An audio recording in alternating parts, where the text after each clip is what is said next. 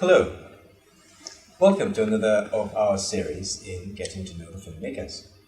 We have with us today Ronke Macaulay, the CEO of Angel Works. Ronke is a documentary filmmaker and she has attained due renown for some of her work, especially the Green Passport series, and she's here to tell us a little bit about herself and about her work and what motivates her. Welcome, Ronke. Thank you very much for giving us your time like this. Well, to let our viewers know a little bit more about you, can you please tell us something?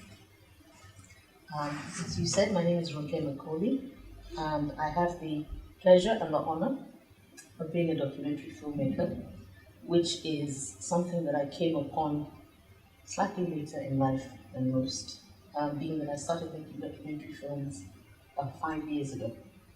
It's a huge passion of mine, and it's a tool for me to express certain realities, to make people aware of certain issues, to bring stories predominantly about Africa to the notice of Africans and the wider world. And it's something that I take a lot of pride in, and I hope that as I'm growing as a filmmaker, my films will be able to have some impact. Well, you said you came into documentary filmmaking just 5 years ago. Well, I must say, you have achieved quite a lot in the 5 years. Thank you. But before then, what were you doing? What kind of preparation did you have for what you're doing now? I was brought up in the UK. I studied in the UK, and I lived there for most of my life. And during that period, after my graduation, I worked in a lot of international organizations because I'm a linguist, in addition to the other skills that I have. And so those language skills were very useful. And excuse me, organizations like Amnesty International, for example, where obviously I worked in the human rights sector.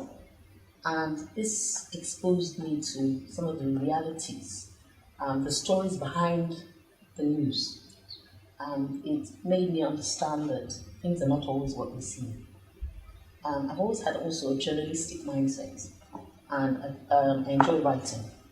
So I've been, over the years, right from quite a young age, contributing to publications, to online, websites and so on. And I did most of this in the UK as a Nigerian in diaspora. So the stories that interested me were mostly about Nigerians and African diaspora. And so I think that was where I began to think along the lines of what I'm doing now, without realizing that I would eventually become a documentary filmmaker. I also had a TV program, which was broadcast on ethnic TV channels in the UK. And I tended to look at stories which were again around things that would be of interest to Nigerians and other Africans in diaspora. So this was the background. And then when I came home to Nigeria a few years ago, voluntarily returned to Nigeria a few years ago, I sort of came upon documentary filmmaking almost by accident. And here I am today. I'm interested really in how did you go about the technical aspect? Because it's one thing to say, yes, I'm interested in documentary making, but there's a whole history behind that. You need to know so many things. Of course. So how did you go about equipping yourself? I'm very pleased and proud of young people who make a decision, and they're mostly young people, to go and study filmmaking, film production. It's very important to have those skills, but I didn't have that. I didn't start with that background. So I had to find another way to learn.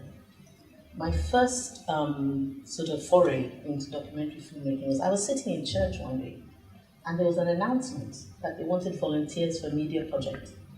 I didn't know what the project was. So I thought, okay, let me see. And it was a docu-series that the church was making about the underclass in Lagos. The drug addicts, the sex workers and all of that. Yes. And I was taken on board. To my surprise, I ended up being the line producer. Because I have this head for detail and organization. So it was more about that than the filmmaking skills. So that was my first experience, and it was a wonderful docu-series. It actually ended up on TV, and it had made a lot of impact raised a lot of money for the project. And then after that, I thought, well, I think I need to go and find out how to do this properly. So I started with a script, it was a workshop at AFRIF in 2015. I applied for script writing and they accepted me. So I went and I learned about script writing. And then next I went to Juba, to City Varsity, for a short course in directing. And all this time I was mixing with filmmakers, particularly documentary filmmakers. I got involved with IREC, and through the sort of,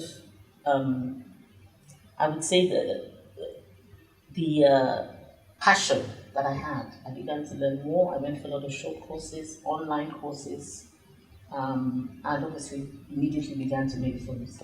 I didn't wait to actually get to the heights of technical ability that I would have liked to. I just said, you know what, the way to make a film is to make one and learn as you go. And I was very fortunate because my first film was more successful than I could ever have imagined, even though it had its flaws. I assume you're talking about the Green Passport. We'll come to that in a moment. But you have said that part of what guides you is your desire to promote a little bit more what we Nigerians and Africans are as a people. Why is that? Well, when you've been in a situation where you have been the outsider for so long, I mean, I was born in the UK, but I came back to Nigeria as a young child. I went back at 14, and I lived there again until very recently. So the vast majority of my life, I've lived in a country where no matter how much you try, you are an outsider. Not only you're an outsider, particularly if you're Nigerian, there's certain negative perceptions. We actually begin to imbibe those things and believe them about ourselves. And I thought, hang on, most of the Nigerians I know don't fit into this stereotype. So it was almost a drive to say, you know what, there is more than a single story. There's so much more to being Nigerian. Let's look at who Nigerians are, what we can achieve, how we can be a positive influence wherever we find ourselves, and sort of, disabuse people of this notion that we're all a certain way. So it was almost a pro-Nigeria campaign in a sense, an ambassadorial role. So if you were to put it in a few words, what do you expect your viewer to go away with once they see one of your documentaries? Well, I really don't want to impose anything on the viewer. I go out and I make my films, and I'm standing from a position of truth, because I try very hard not to bend the facts, to skew them a certain way. So I go out and I present the facts as I found them at that time, and I want the viewer to be engaged, to think and reflect, and then to make up their own minds. And what I try to do attached to each film, and they've only been short films so far, one of my films has been longer than 25 minutes, is to have an opportunity to have a conversation around what's in the film. And I've been very, very fortunate. For example, the South African film, we actually had a town hall meeting after the screening, yes, where we had Nigerians in South Africa, we had South Africans, we had pastors, we had community leaders, we had people from the police, we had people from the High Commission to actually talk about the issues. So it helps to educate and enlighten people. It helps people to also express themselves. And that's all I can hope for. I'm not going to say, this is what you should think. I'm going to say, let's have a look at this and let's talk about it. Okay, let's go back now to the Green Passport series. I must say I like the title very much. Green Passport in a Rainbow Nation, Green Passport in the Gold Coast. It's very catchy. Thank you. Why did you choose to start there? At the time I started, I didn't plan it to be a series. I wasn't sitting here thinking, okay, I'm going to make 3 films and they're going to be Green Passport.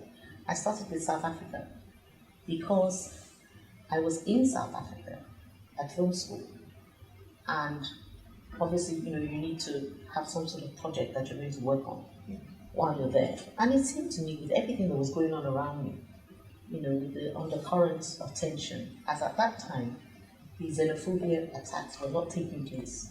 But there was an undercurrent of tension, there had been some in the past. And I said to my tutor, who was very interested in documentary filmmaking, it was very helpful, this is what I want to do. I want to make a film on this subject. He was a bit worried. I said, don't worry, I'm not going to paint South Africans in a certain light. I'm going to, do the best I can to be fair and to have a balance.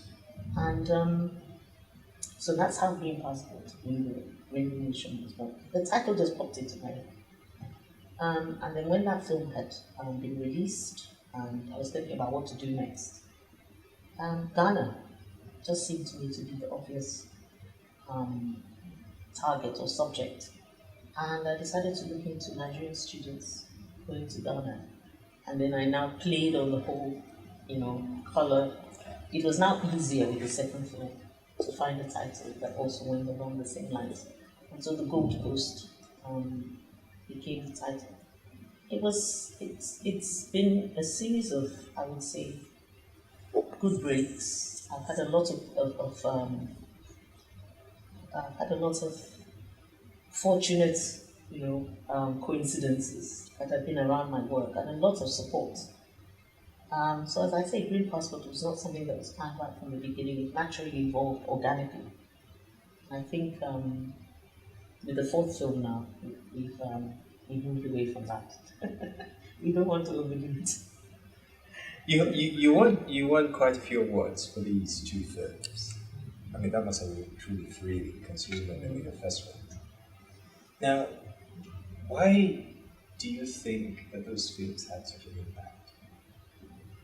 I'm sure technical quality was one thing, yes, but also the approach perhaps attracted some attention. Technical quality, quite frankly, could have been a lot better because I was just learning as I was going along. So I won't base it on that. I think documentary filmmaking is still in its infancy in Nigeria. There are not that many people yet making documentary. I mean, 5 years ago there were fewer, and they are now. I'm glad to see that the numbers are increasing with the good work that I and people like that are doing. So, if you make a documentary film where you've taken the trouble to go and look at a subject that concerns Nigerians, nobody else has done it. And I think people respected that. So it's not so much about me or what I did. I think it captured the imagination, and people were, they were quite amazed that somebody had gone to the trouble to do that. I think that's what should be put. Now, it's one thing to say it's a fascinating thing to do, it's enjoyable, but then does it put money on the table? Documentary filmmaking, I know, like you said, it's not so well developed in Nigeria, and I think generally Philippines look at it as more of an information session kind of thing, and if you want to make money, well, you're going to feature filmmaking. So how is that your experience? How do you really monetize documentaries? It's quite difficult. You have to work hard, but it's possible. First of all, you have to make films that people want to see. There's no point making a film that nobody wants to watch. Maybe a documentary film, I want to make money. You have to make films that people want to see. It has to be the best quality possible, and then you have to work on distribution. So, in a sense, as a documentary filmmaker, you have to be a jack of all trades. You have to understand distribution. The film festival circuit. I know that it's not a money spinner directly, but it can lead to doors opening for you. My films have been on TV, they've been broadcast. You can monetize that way.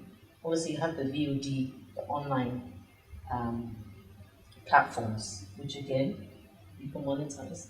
And then getting yourself to a stage where people begin to invite you is always a good thing, because it leads to, it can lead to sort of financial remuneration. To be honest, I'm not in documentary filmmaking for money, but I am a businesswoman, and I do know that it's good to get a return on your investment.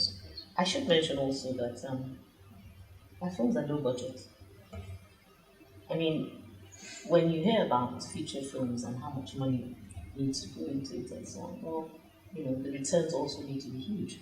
if you operate a tight crew the way that I do, and make sure that your budgets are there. I mean, I wouldn't, if I told you how much my films cost, you would be surprised.